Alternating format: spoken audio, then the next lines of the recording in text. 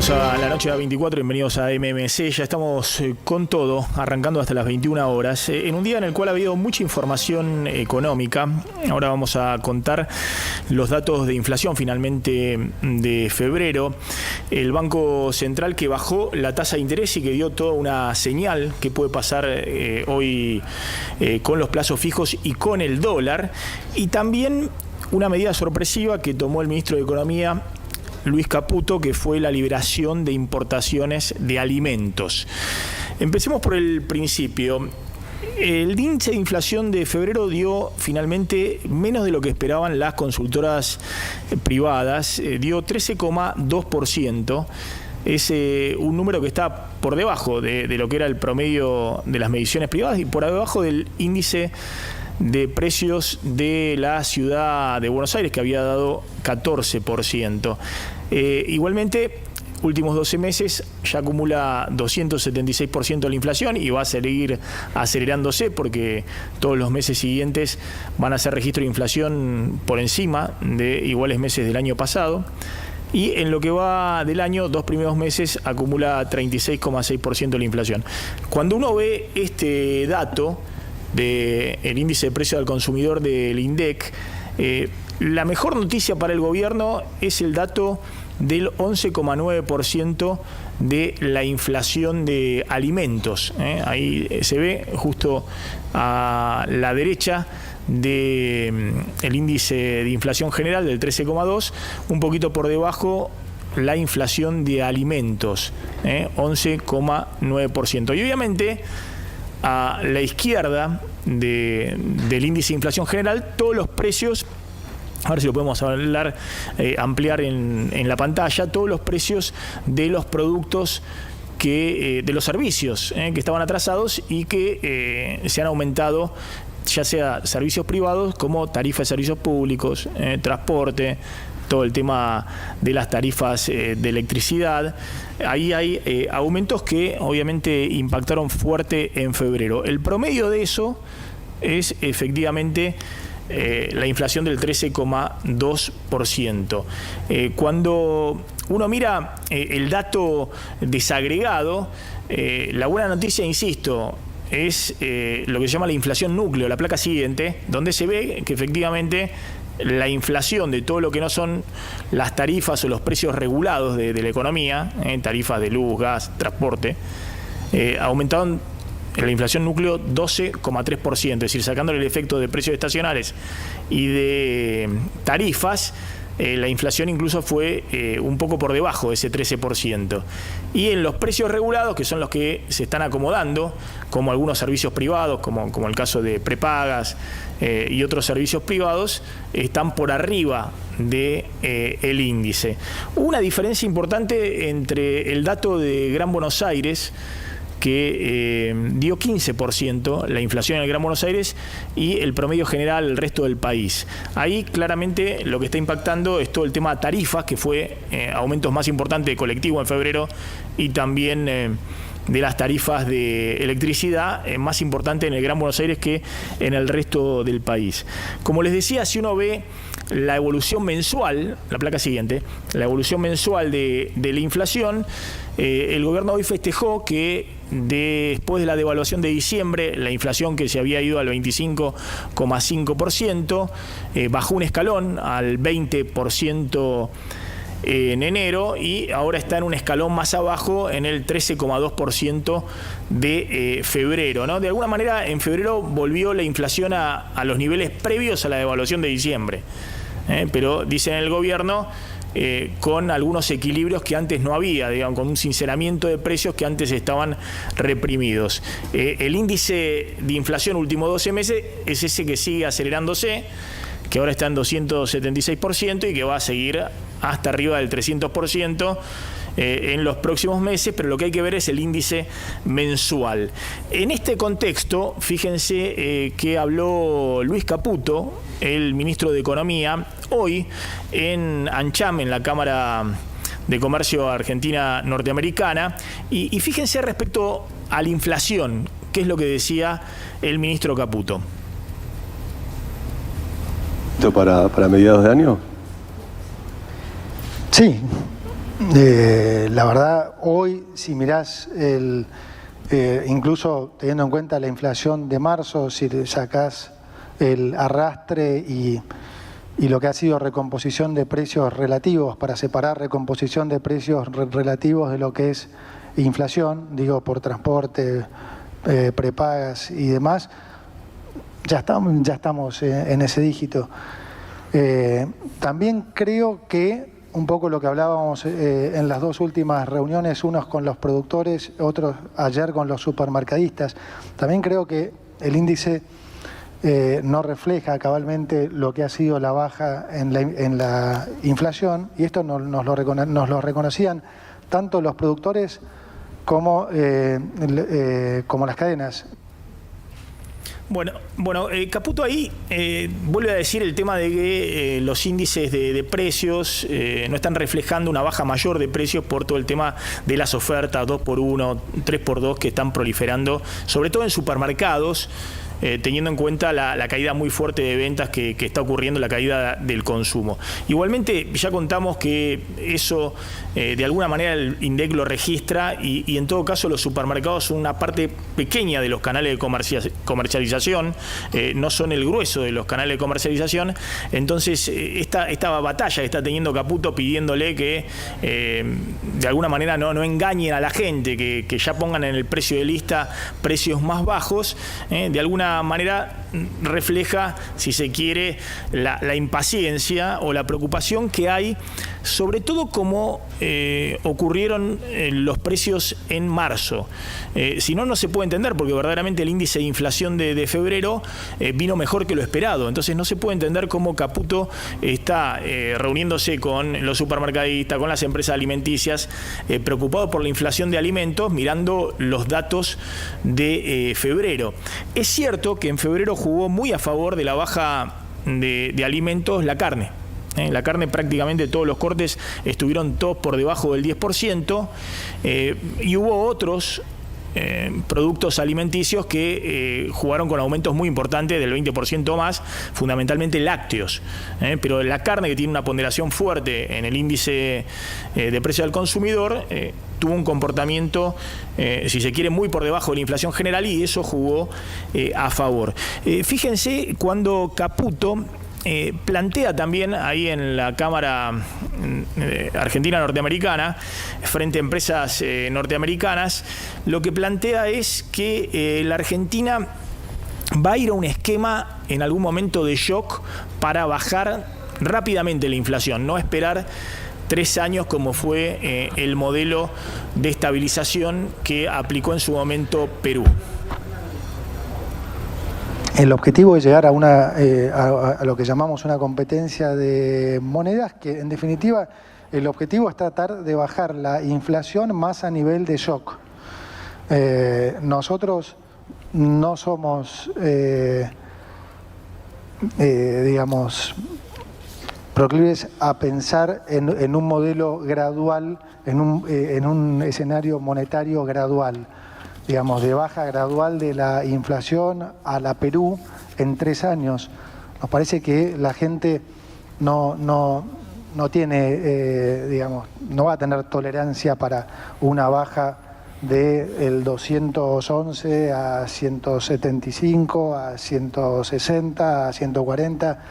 La Argentina tiene que bajar más de shock la inflación, y el esquema de competencia de monedas apunta a eso. Es un sistema monetario cambiario que va a hacer esencialmente colapsar la inflación. La inflación ya viene fuertemente a la baja, porque digamos, cuando haces los deberes los resultados se dan. Pero si pudiéramos ir a esta competencia de monedas, sería todavía, digamos, mucho más de shock, y generaría una recuperación más rápida, a la vez se generaría más rápidamente.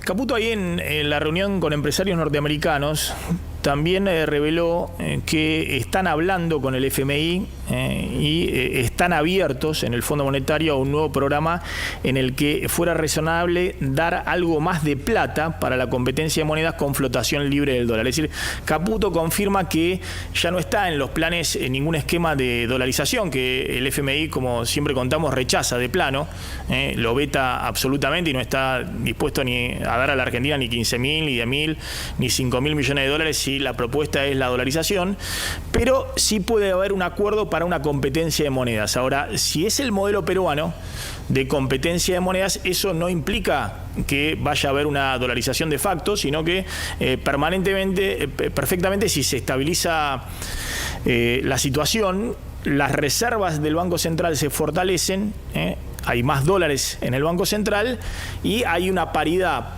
peso-dólar que no necesariamente implica que desaparezca el peso. Esta fue la aclaración, si se quiere, ahí de Caputo en la Cámara Argentino-Norteamericana. El otro tema que hoy hizo mucho ruido, y es un poco la preocupación que hay en el gobierno, es que la Argentina ha quedado muy cara en dólares, es decir, con precios, con lo que ha sucedido desde diciembre, que el dólar se ha mantenido más o menos estable y ha habido 70% de inflación, diciembre, enero, febrero acumulado da 70%, 71% de inflación. Bueno, ha habido esa inflación en dólares, entonces la Argentina en algunos productos está 50% más caro que Estados Unidos o que España, que Madrid. Fíjense lo que planteaba Caputo respecto a que a algunos empresarios se les fue la mano en las remarcaciones, dice el ministro de Economía, pensando que el dólar iba a estar a 2.000 o 3.000 pesos y que ahora deberían retrotraer los precios. La charla que hemos tenido con ellos un poco también va a lo que yo digo que es la batalla cultural, ¿no? Hay que, o sea, va más allá de... Hay mucho de batalla cultural en esto que estamos haciendo. No lo minimicemos porque se cree que es solo de este lado que se pueden corregir las cosas. No, y no es así. De este lado nosotros vemos que la participación de la gente, de los empresarios, la responsabilidad en cuanto a lo que se quiere lograr, si queremos cambiar el país, es de los dos lados. Entonces, no es una queja, es una realidad. O sea, entiendo perfectamente el productor que remarcó en su momento precios pensando el escenario que la mayoría de los economistas le pronosticaba, y después la reacción natural, después de tantos años, de no querer bajar precios, por las dudas. Bueno, ahí está, ¿no? Llama la atención, digamos, cuando se plantea un gobierno libertario de liberar los mercados, que se plantee, bueno, que el empresario no se dé cuenta que si no está vendiendo nada, tiene que bajar los precios para poder vender y liquidar stocks. Pero algunos dicen que Caputo informalmente, que no abona las ideas libertarias y de liberación total de mercado, así como mantiene el cepo a las importaciones, así como sigue regulando la tasa de interés, no ha liberado el mercado cambiario, también está buscando algún tipo de coordinación de precios con los empresarios, no en el tono de Moreno o del kirchnerismo, pero está buscando de alguna manera persuadir a los empresarios de un sendero de precios, sobre todo porque es Caputo el que está fijando hoy un precio clave de la economía. Es decir, está vetando los acuerdos salariales de marzo y de abril que se homologuen por arriba del 15% mensual. Entonces, el gobierno que dice que tiene liberado los precios, controla el dólar, controla la tasa de interés y también busca, en este caso, que converjan precios y salarios, pero informalmente, en buen tono, ¿no? En el estilo del kirchnerismo en su momento. Engancho esto porque la preocupación principal hoy en la economía real es el derrumbe del nivel de actividad del empleo y en consecuencia la disparada de los índices de pobreza. De hecho, hoy se conoció también la canasta básica total, que mide la pobreza, y la canasta de alimentaria que mide la indigencia, y lo que mostró el INDEC más o menos estuvieron coincidentes en los aumentos alineados con el índice general. Ahí el índice de la canasta de pobreza aumentó un poquito más, 15%, pero la canasta alimentaria estuvo en el 13% de aumento. Y claramente hay una desaceleración muy fuerte. Recuerden que la canasta alimentaria en diciembre había aumentado 30% en un mes. Pero el dato acá principal es dónde está la canasta de la pobreza, es decir, lo que necesita una familia tipo para no ser pobre. Y lo que necesita una familia tipo para no ser pobre, matrimonio y 2 hijos, hoy en la Argentina, según el INDEC, son casi 700.000 pesos mensuales. 690.000 pesos mensuales a febrero, al mes pasado. Es decir, ya estamos a mediados de marzo, hoy serían más de 700.000 pesos mensuales, matrimonio y 2 hijos, para no estar en la línea de pobreza. Obviamente, esto dispara la pobreza en la Argentina, porque el salario promedio de la Argentina de los trabajadores registrados en blanco supera apenas los 500.000 pesos. Es decir, que cualquier hogar, matrimonio y 2 hijos, donde trabaja el jefe de hogar y la otra persona realiza algún tipo de trabajo de asistencia o de trabajo doméstico en la casa, no tiene ingresos por fuera, hoy está en la línea de pobreza, el fenómeno de los trabajadores pobres. Y fíjense, es también el dato del medio, lo que necesita un matrimonio y 2 hijos, una familia tipo para 4 integrantes, para no ser una familia indigente, arriba de los 320.000 pesos mensuales. Es decir, datos que, insisto, cuando tenés el salario promedio de los trabajadores en blanco apenas por arriba de los 500.000 pesos, son un llamado de atención, y de ahí la preocupación que hay en el gobierno respecto a lo que pueda generar en medio de la recesión, no solamente estos disparadas de los índices de pobreza, sino también la caída del nivel de actividad y del empleo. Javier, vamos a contar en un ratito qué puede pasar mañana en el Congreso con el tema jubilados. Exacto, con el intento de modificar el cambio de la movilidad jubilatoria, de cómo se den a partir de ahora los aumentos de los saberes previsionales.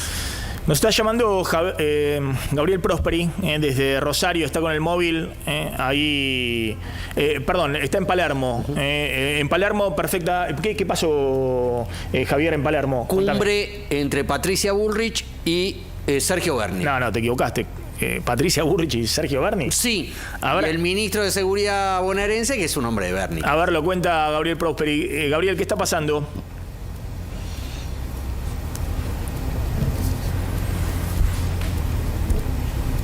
A ver, Gabriel, esperamos un segundito porque no estamos escuchando. A ver si tenemos un problemita ahí con el retorno.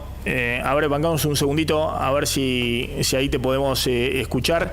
Me llamó la atención esto, Cumbre Patricia Bullrich con Sergio Berni. Sí. No sabía que seguía en el escenario Sergio Berni. Sergio Berni es el ministro de Seguridad fantasma de la provincia de Buenos Aires. Ya no es más, es legislador por la provincia de Buenos Aires, pero quien está en su lugar es un hombre de su equipo, y están reunidos con Patricia Bullrich por el tema narco en Rosario, pero sobre todo por lo que tiene que ver con el narco en la provincia de Buenos Aires, que ambos conocen tan bien y donde hay muy buena sintonía.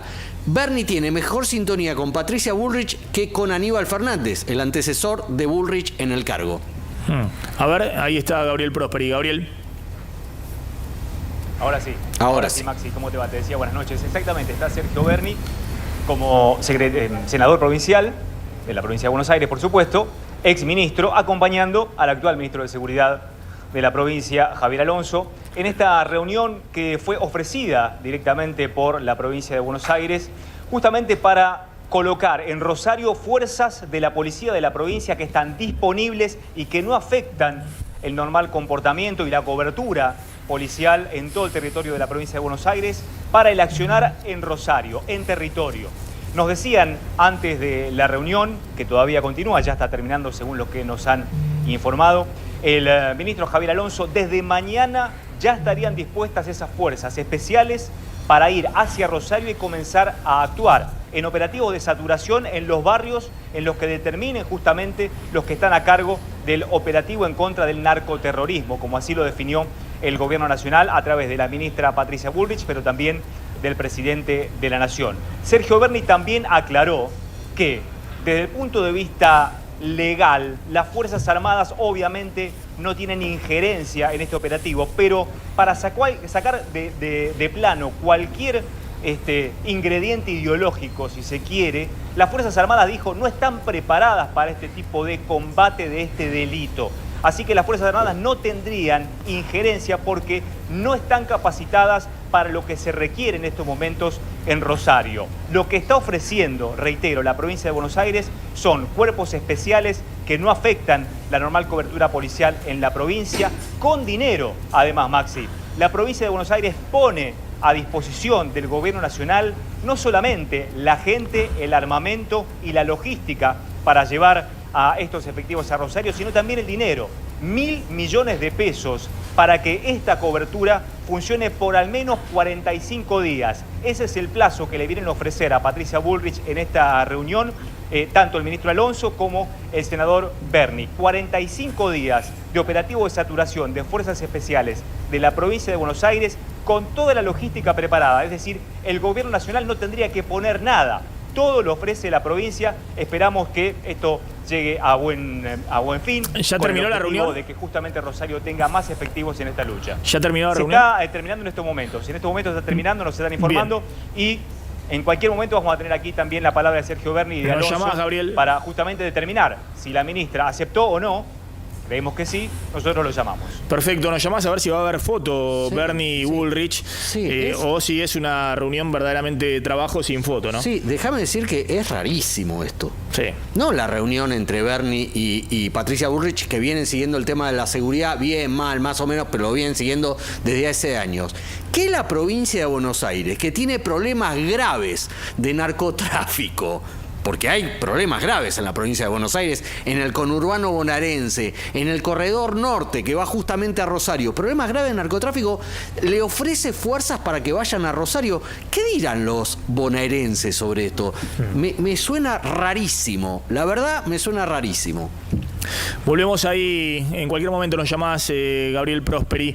Bueno, mañana va a haber sesión en diputados o no. Está en agenda el tema jubilados, pero no lo puso el gobierno, sino parte de la oposición. De la oposición supuestamente dialoguista, Hacemos Coalición Federal, el bloque de Miguel Ángel Pichetto, que se plantea mañana autoconvocar a una sesión especial a las 12 del mediodía para que se apruebe con 2/3 de quórum y con 2/3 de la votación, que se apruebe una movilidad nueva para los aumentos jubilatorios.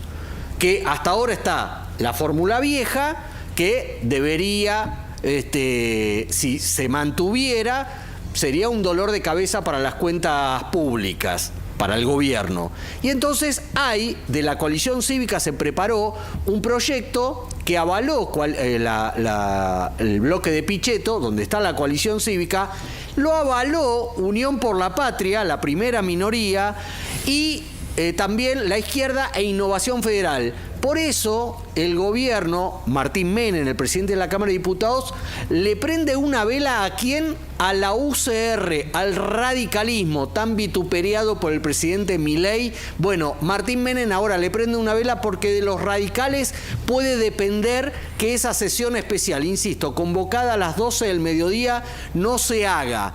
¿Y qué hizo además Martín Menem, además de prenderle una vela? El gobierno no quiere que se haga. Claro. El gobierno quiere poner su propia fórmula jubilatoria, exactamente, que básicamente lo que plantea es que a partir de abril las jubilaciones se indexen por inflación con 2 meses de atraso, que es cuando se conoce el índice. Por ejemplo, en abril recibirían el aumento del 13,2% de febrero. Ajá. En mayo recibirían el aumento de marzo. Y diciembre. Claro, y esa es la discusión. Esa es la discusión. Si va a haber algún tipo de compensación a los jubilados por la licuación feroz que hubo en diciembre y enero. El gobierno lo que ofrece es un aumento adicional del 10%. Y eso es lo que están negociando con la oposición, porque distintos bloques de la oposición, los radicales, por ejemplo, tienen la fórmula de que se empiece a actualizar por inflación, pero desde enero, con la inflación de enero, que fueron 20 puntos. Claro. Sumado a lo de febrero, el 13,2. Claro. Ahí, además de una sesión especial, el truquito, la trampita que hizo Martín Menem fue convocar a la comisión de jubilación, la comisión de diputados previsional, para las 2 de la tarde, 2 horas después, cosa de que no se hagan al mismo tiempo y boicotear la sesión. ¿Por qué depende de la UCR? Porque hay diputados liderados por Rodrigo de Loredo, el jefe del bloque, que no están de acuerdo con esa sesión especial.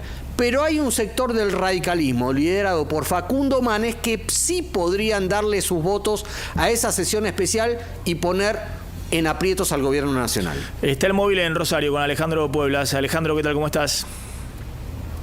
Maxi, ¿cómo te va? Muy buenas noches. Bueno, Rosario, que tiene un panorama distinto, que tiene otra escenografía, que tiene este tipo de controles a casi todos los vehículos que transitan las calles de Rosario. A muchos, y la mayoría, te diría el 90% está de acuerdo, fíjate, le piden la documentación del vehículo, a muchos le abren el baúl, los controlan obviamente abajo, les piden que bajen las ventanillas, si es que son vidrio polarizado, y revisan dentro de los vehículos. Y también acá ahora te va a mostrar Darío Martínez, otro lugar, hay un oficial de Policía Federal Argentina que con una linterna que tiene en la mano, si ve el vehículo sospechoso, lo alumbra con la linterna, ve la cara de la persona, ve más o menos dentro del vehículo y obviamente toman un tratamiento distinto. Mira, ahora están abriendo el baúl, fíjate, están revisando todo lo que tiene del baúl, no importa si es un auto familiar, si viene una familia dentro del vehículo, no importa, es todo por igual. Se le abre el baúl, se le revisa todo lo que hay, se chequea la rueda de auxilio también para que obviamente no puedan transportar nada dentro de ella y después lo dejan continuar, Maxi. El panorama es así en casi todos los barrios en este momento de Rosario. Hay un control prácticamente exhaustivo. ¿Son y efectivos también, de qué fuerza? Hubo varios allanamientos. En este puesto que estamos nosotros es Policía Federal Argentina. Ah, mirá vos, la Policía Federal con Argentina actuando ahí en Rosario. Sí, hay otros puestos de gendarmería y hay un puesto de policía de seguridad aeroportuaria que es un poco más extenso, que es cerca del anillo para las entradas de los barrios, tanto lo que es el barrio de Los Monos, por la zona del City Center. Aquí en Rosario hay un control muchísimo más grande, Maxi, que en estos momentos ya ha terminado, estuvo en horas de la tarde y se hizo un control prácticamente a cualquier habitante que circulaba por ese lugar. Hubo allanamientos en el día de hoy, hubo nuevos detenidos y hace minutos nada más se acaban de detener 2 personas quienes habían hecho la amenaza de bomba a la terminal de micros de Rosario. Están en este momento detenidos y tenemos que hablar de una nueva víctima del narcotráfico, un joven de 22 años que estaba internado, que el 5 de marzo ingresó una persona a su casa y tiró 7 disparos, de los cuales 2 impactaron sobre este muchacho. Acaba de fallecer hoy en uno de los hospitales más importantes, el ECAS, uno de los más importantes aquí de Rosario, de atención inmediata de emergencias. Bueno, hoy ese joven acaba de perder la vida en manos de otro sicario que lo había atacado el 5 de marzo. Terrible. Alejandro, gracias, muy amable como siempre. Otro de los temas del día, sin duda, fue el anuncio que hizo el vocero presidencial, Manuel Adorni, de que se van a liberar las importaciones de alimentos. Cuando hablamos de se van a liberar las importaciones de alimentos, no es que estén prohibidas las importaciones, lo que pasa es que no hay dólares, entonces para pagar todas las importaciones hay un régimen de cuotas de pago de importaciones que es 25% por mes. Si se pagan en cómodas 4 cuotas, terminan pagándose las importaciones a los 120 días. Y el anuncio se engancha con esta preocupación que tiene el gobierno, insisto, por cómo arrancó también marzo, y por eso Caputo, dialogando primero con las principales empresas alimenticias y después con los supermercadistas, cómo arrancó en términos de alimentos el tema y de consumo masivo, y por eso el anuncio del vocero presidencial, fíjense, cuando anunciaba de que se van a liberar las importaciones, que insisto, el problema principal lo tiene el gobierno, que tiene un cepo a las importaciones y no lo puede liberar totalmente porque no hay dólares suficientes en el Banco Central.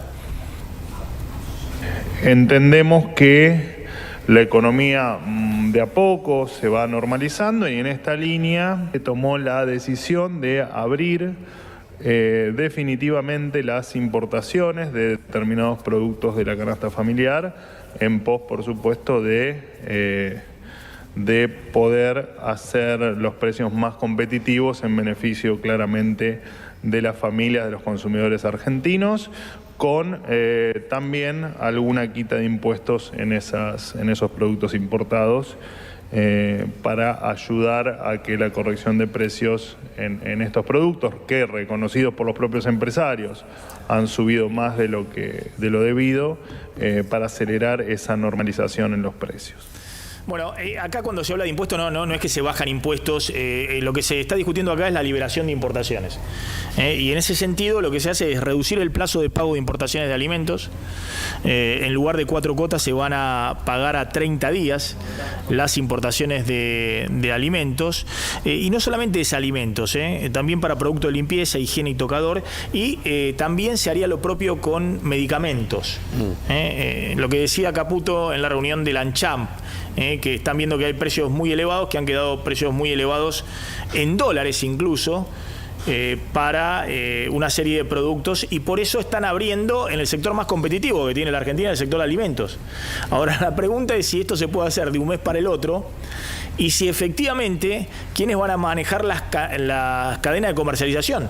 Si no son también las grandes empresas de alimentos, que son muy competitivas y exportan al mundo, las que también perfectamente pueden importar algunos segmentos de los productos y hacer un mix con la producción nacional. Hubo un comunicado muy duro hoy de la Unión Industrial Argentina criticando esta medida del gobierno. El primer comunicado donde la UIA sale a cruzar fuertemente al gobierno, y entre otras cosas dice el comunicado que mientras los productores nacionales deben pagar en cuatro cuotas mensuales y con impuesto país los insumos necesarios para la fabricación, los importadores de bienes terminados estarán exentos de impuestos y tendrán acceso total a las divisas necesarias en un solo pago a 30 días. Me da la impresión de que más que nada esto es una especie de amenaza de Caputo para ver si puede, en el diálogo con los fabricantes de alimentos, encauzar algún sendero descendente de los precios. Porque, insisto, no es fácil, cuando no hay dólares en el Banco Central, abrir la importación de alimentos y pensar que eso va a bajar los precios. Y además, no bajaron el impuesto país. No es que los alimentos se van a importar sin impuesto país. El impuesto país es 17%, lo pagan todos los fabricantes nacionales que tienen que importar insumos, pero también lo pagan los importadores. Simplemente lo que se ha bajado por 90 o 120 días es un anticipo de doble IVA y de ganancias que hay en las importaciones, pero el impuesto principal hoy para las importaciones, que es el impuesto país, no se ha bajado. Lo mismo que aranceles de importación. Argentina no puede bajar arancel de importación extra Mercosur, paga todo el 35%, tendría que acordar con los restos de socios de Mercosur. Y Brasil tenemos 0 de aranceles de importación, es decir que no es tan fácil y muestra de alguna manera la preocupación que hay del gobierno. Salió a repostear Milei, de nuevo enojado, como ha pasado en otros momentos con los gobiernos cuando los precios no bajan tan rápido como quisieran. Este tuit, tras la reunión del Ministerio de Economía con supermercadistas, donde reconocieron haber aumentado los precios de la comida por encima de la inflación, el gobierno nacional abrió la importación de alimentos. Basta de cazar en el zoológico, ahora toca competir. Bueno, ojalá. Si esto es así, ojalá, si sirve, el gobierno piensan para bajar los precios, pero insisto, ¿no era que el mercado resolvía esto por sí solo? Bueno, obviamente hay que abrir el mercado a la importación. Vamos a ver si se logra, si hay dólares para abrir el mercado a la importación. Tenemos el móvil, está Gonzalo Sorgo en el Gran Buenos Aires. Gonzalo, ¿qué tal? ¿Cómo estás? Maxi, buenas noches. Sí, estamos en Avellaneda. Bueno, ahí teníamos un problemita técnico con Gonzalo. A ver, Gonzalo. Ahí. ¿Si me estás escuchando, Maxi? Sí, estás trabajando en condiciones difíciles, hay mucha agua ahí. ¿Dónde estás?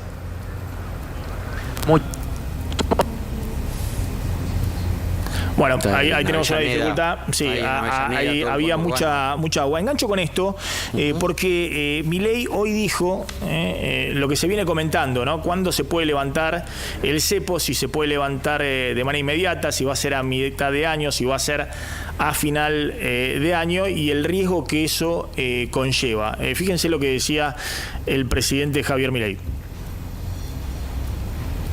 De 1.000 pesos. Hoy la brecha, si corregís por impuesto país, es 0. ¿Y por qué no abrís el cepo hoy? No, porque todavía, desde mi punto de vista, todavía no están dadas las condiciones para abrir el cepo. Si bien hay economistas que consideran que se podría abrir, Porque cuando vos tomás la base monetaria en términos de PBI, a lo largo del siglo XXI en promedio fue 10% del PBI. Hoy es 2,6. Es decir, que claramente hay poco dinero en la economía. Muy poco dinero. Bien.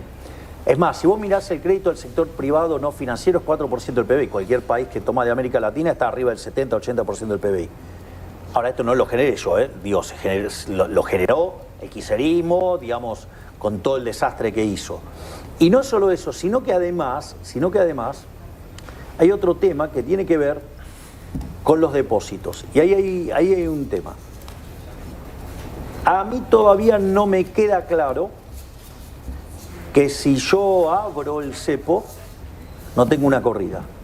Entonces, está claro que si lo hacía al inicio de la gestión, iba a haber una corrida y la hiper, digamos, tenía lugar. Está claro que con las condiciones monetarias de hoy es 50 y 50. Bueno, prefiero esperar un poquito más y cuidarme en salud. Bueno, ahí se lo denota muy cauto a Milei y tiene razón en estar cauto. Lo que está explicando es, hoy el Banco Central bajó la tasa de interés que remuneran a los depósitos a plazo fijo. Ahora vamos a contar, la liberó directamente para que los bancos puedan pagar lo que consideren, ¿no? Pero a través de una medida de política monetaria fuerza una baja muy fuerte de las tasas de interés que se remuneran los depósitos a plazo fijo. Ahora vamos, después del corte, a explicarlo. Lo que está diciendo es, si yo levanto el cepo, ¿quién me dice que aquel que tiene un depósito en plazo fijo y le está venciendo, automáticamente en un clic de home banking me quiere traspasar todo a dólar? ¿No? Y me generan toda una corrida muy grande de alrededor de 20.000 millones de dólares de depósitos en pesos que hay en el sistema financiero, y me van a presionar sobre el dólar, sobre un único dólar. Cuando levantás el cepo sería el único dólar único libre y de cambios, ¿no? Entonces, me parece que ahí están manejándose tanto Caputo como Milei con mucha cautela. Vamos a ir a la tanda. Cuando volvemos vamos a hablar un poquito de qué está pasando con esta muy fuerte baja de la tasa de interés que ha dispuesto el Banco Central, cómo impacta en los plazos fijos y también en el dólar, que hoy se despertó después de mucho tiempo, justamente por esta baja de la tasa de interés. Y vamos a contar también qué está pasando en el gabinete, Javier.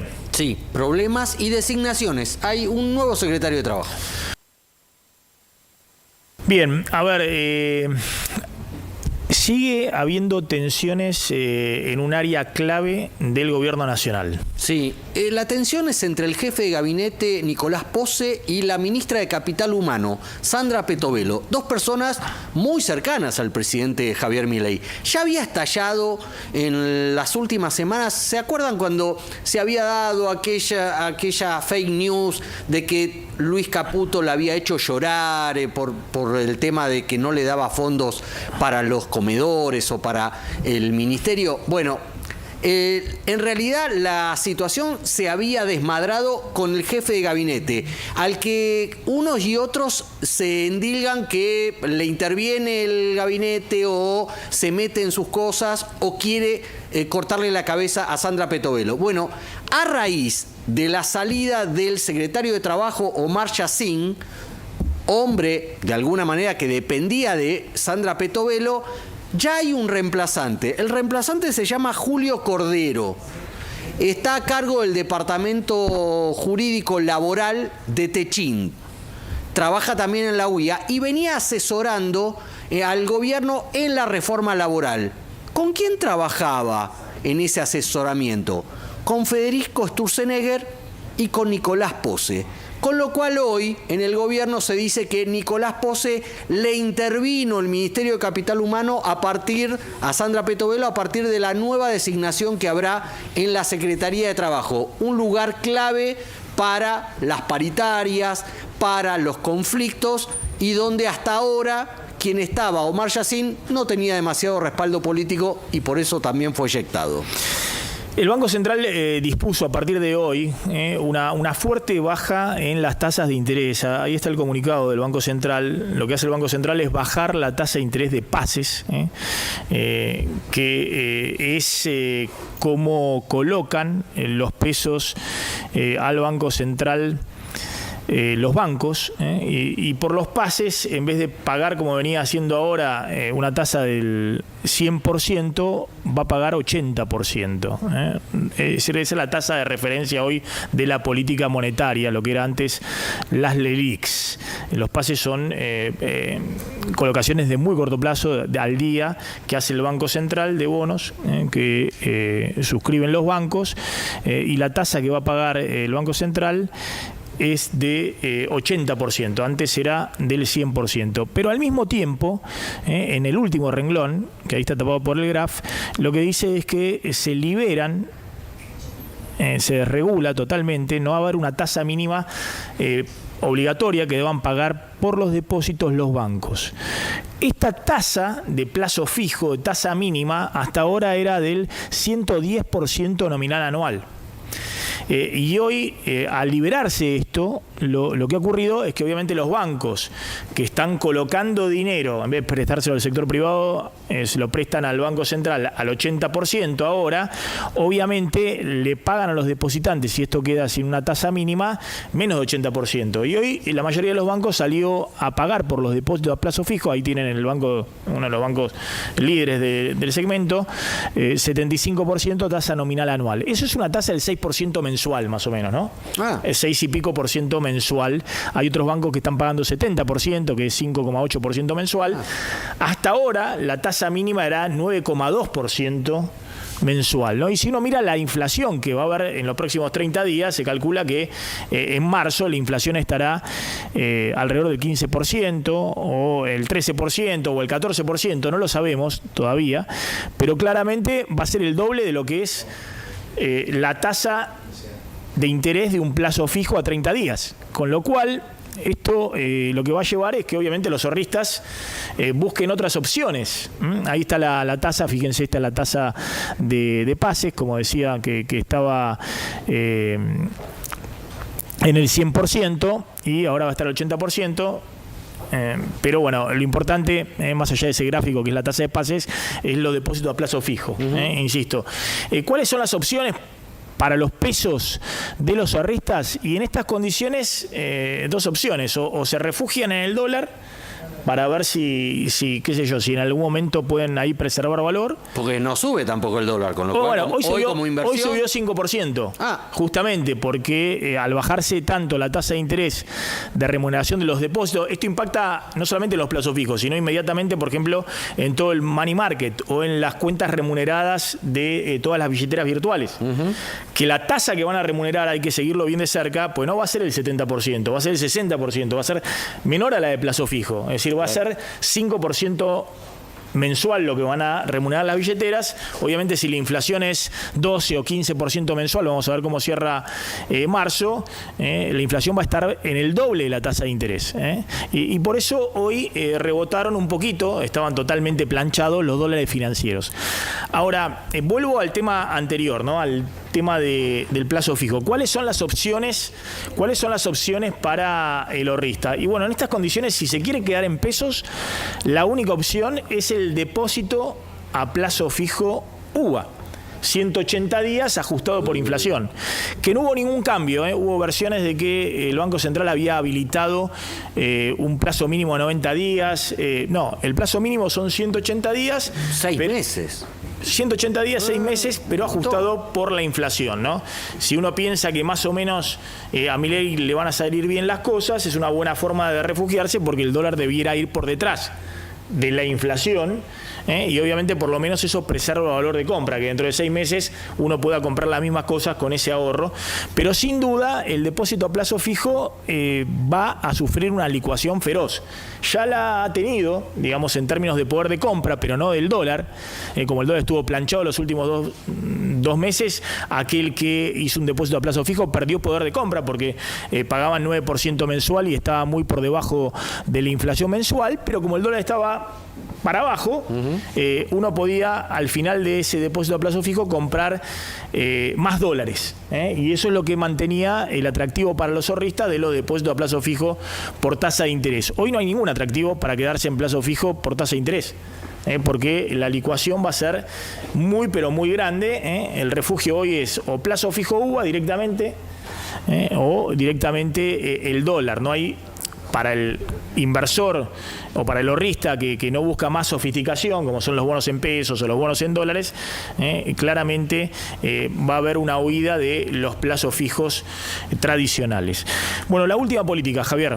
Sí, la última política es que finalmente ayer lo contábamos al final del programa, Victoria Villarroel firmó la retracción del aumento en el Senado. Ya lo había planteado Martín Menem y ella también se subió. Lo que se asegura en la Casa de Gobierno es que eso sucedió solo después de un llamado del presidente de la Nación. Lo cual habla de también una situación tensa, por decirlo de una manera diplomática, entre el presidente y su vice, que se había muteado respecto al aumento de las dietas en el Senado, todo lo contrario de Martín Menem y de varios legisladores. Con lo cual, bueno, se entiende un poco por qué cambió de opinión Victoria Villarroel, que iba a resistir, dar para atrás el aumento, y finalmente accedió al pedido o a la exigencia del presidente de la Nación. También la opinión pública, ¿no? Me parece que, también, pero que no tenía mucho margen para... Sí, ella parecía blindada frente a eso. Bueno. No parece que le importe demasiado. Javier, gracias. Nos estamos retirando. Se quedan con Mariano Yese en el aire de A24. Nos reencontramos mañana, como siempre, 20 horas. Chau, chau. Pásenla bien.